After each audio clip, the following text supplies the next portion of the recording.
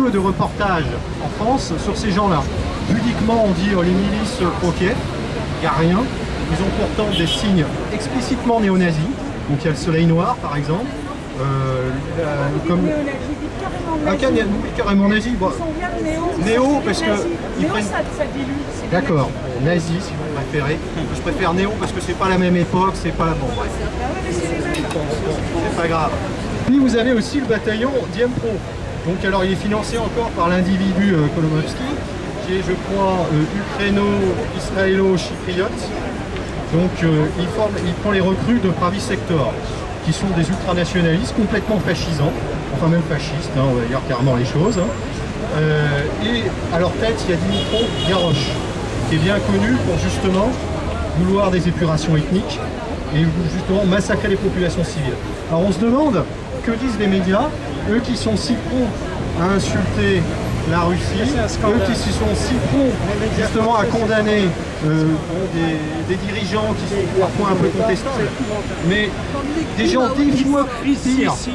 Alors les crimes d'Odessa, bien entendu, on a vu des civils tués dans le Donbass, et puis rien, un silence. On voit Bernard-Henri Lévy qui explique que ces gens sont très bien. Bon, voilà. Dans son livre, sa pièce de théâtre, hein, il explique que tout est bien. Donc moi je vous demande d'être assez vigilant par rapport aux médias, moi je crois que vous l'êtes, mais de dénoncer, justement dénoncer qui sont justement les milices pro-Kiev, qui y sont. Et puis bon, l'insulte des médias c'est de dire ah bah oui c'est Vladimir Poutine. Ouais, Vladimir Poutine ne massacre pas entièrement sa population avec des milices néo-nazis. Voilà, donc c'est ce que je peux vous dire brièvement. Oui, madame. Je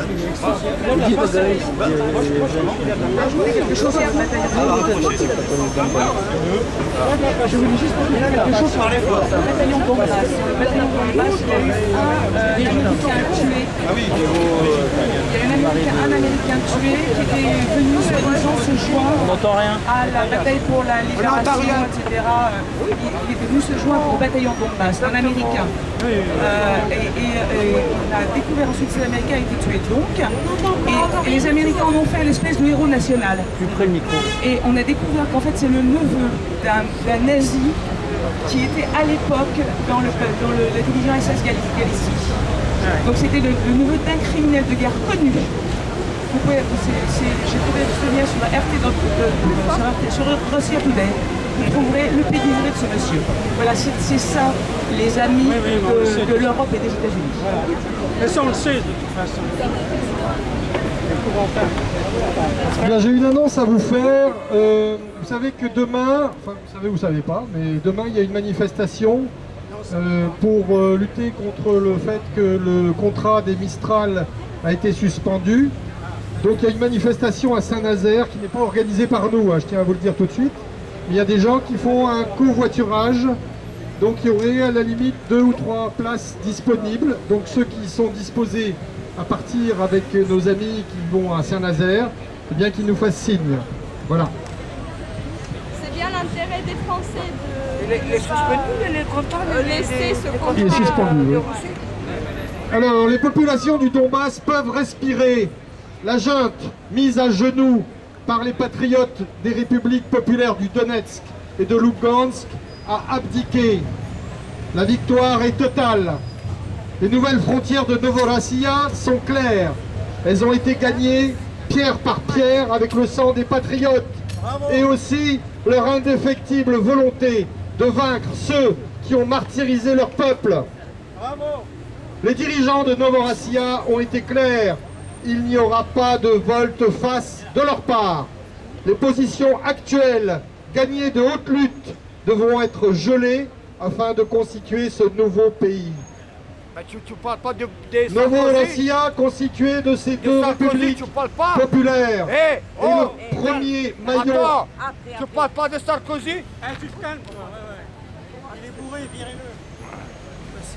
Novorossiya, constituée de ces deux républiques populaires, est le premier maillon d'une grande chaîne qui commence.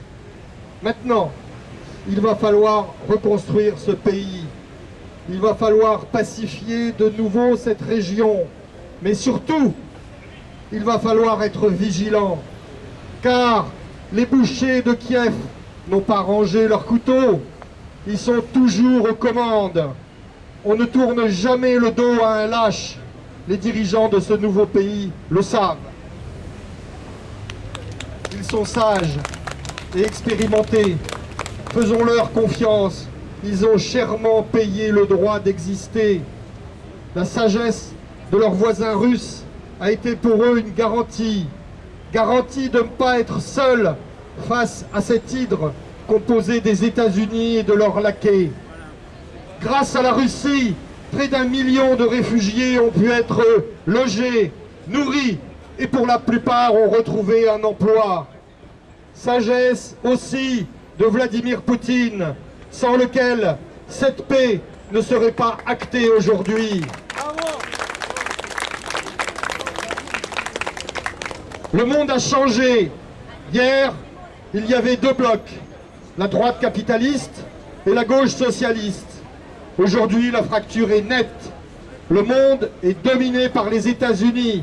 Et l'unique question qu'il faut se poser est: doit-on les servir ou bien leur résister? Nous avons choisi la seconde option, celle de la résistance à cet ordre mondial dont le gouvernement français en est un des fers de lance les plus vindicatifs. Au moment où l'exécutif de notre pays ne représente plus que l'ombre de lui-même, au moment où la révolte gronde partout, ici chez nous, ce régime choisit de renforcer l'alliance contre nature avec les États-Unis. Ce pays, les États-Unis, qui ne vit que grâce à nos faiblesses, qu'il exploite toujours avec finesse. Au lieu de se rapprocher de notre cousine la Russie, on lui assène sanction sur sanction, lui reprochant tous les maux de la terre, sans aucune preuve. Nos gouvernants ne cessent de cultiver ainsi la haine tranquille, de manière constante. Globalement, ils y arrivent plutôt bien, car, appuyés par leurs bras armés médiatiques, l'opinion publique est désormais persuadée que le seul et unique fautif dans leur monde, qui ne peut être que blanc ou noir, le seul à porter toute la responsabilité, c'est bien évidemment Vladimir Poutine. Il est l'homme à abattre pour Washington. Dans ce pays où on ne supporte pas l'opposition et la moindre révolte populaire, il est celui qui ose diplomatiquement faire face à leur menée dévastatrice. Depuis le début de ce conflit, on crie haro sur le dos des Russes, on le pousse à la faute, on lui tend toutes les ficelles, plus grosses les unes que les autres, pour que cette gigantesque armée russe rentre en guerre et donne l'occasion aux forces de l'OTAN de pousser l'Europe à la guerre. Car, ne vous y trompez pas, c'est l'unique plan des stratèges de Washington, la guerre européenne, celle dont ils tirent le plus grand profit, comme après la Seconde Guerre mondiale, celle qui leur permettrait de s'asseoir encore plus leur suprématie. Malheureusement, pour leur plan, Vladimir Poutine est un homme sage, doublé d'un grand pacifiste. Il dirige de manière hautement stratégique la destinée de son pays et de ses amis. Cette main de fer dans un gant de velours nous a évité une guerre à l'échelon européen pour cette fois. Sachons au moins lui reconnaître cette qualité. Nous resterons mobilisés sur nos gardes. Nous allons aussi nous structurer mieux et nous organiser pour aider encore nos amis de Novorossiya. Ils en ont besoin. Nous répondrons toujours présents. Longue vie à Novorossiya.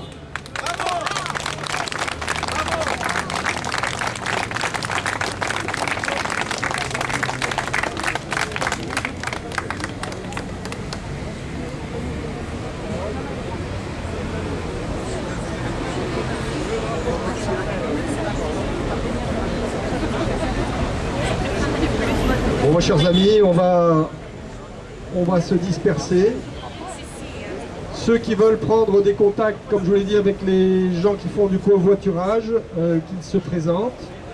Et puis n'hésitez pas à échanger vos coordonnées les uns avec les autres. Il faut en profiter, il faut que nous soyons tous unis, solidaires. Hein, c'est comme ça qu'on va être de plus en plus forts. Merci à vous. Merci à vous.